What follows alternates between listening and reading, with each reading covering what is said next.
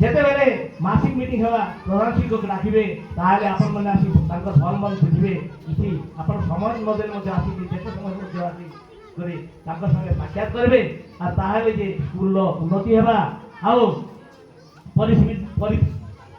ପରିବେଶ ଭିତରେ କିଛି ଅସୁବିଧା ହେଲେ ପ୍ରଧାନ ଶିକ୍ଷକ ତାପରେ ଆମର ବାଗ ବାବୁ ସଭାପତି କୁହନ୍ତୁ ଆଉ ସେ ହେଉଛନ୍ତି ବିଦ୍ୟାଳୟରେ ମାନେ ଦେଖରେଖ ଭଲ ଦାୟିତ୍ୱର ଅଧିକାରୀ ସେମାନଙ୍କୁ କହିବେ ଆଉ ଯଥା ବିଦ୍ୟାଳୟରେ ଅବାନ୍ତର ଯୁକ୍ତି ନକରି ବିଦ୍ୟାଳୟକୁ ବିଶୃଙ୍ଖଳା କରିବେ ବୋଲି ମୁଁ ଆଶା କରୁଛେ।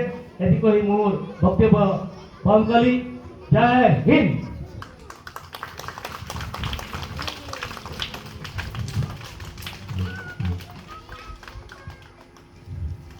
গৌরব আজ্ঞাকে আমার অনুষ্ঠান তথা আমার এসএমসি তরফ অশেষ অশেষ ধন্যবাদ যে আমাকে উদ্বোধন ଦେଇଥିବାରୁ।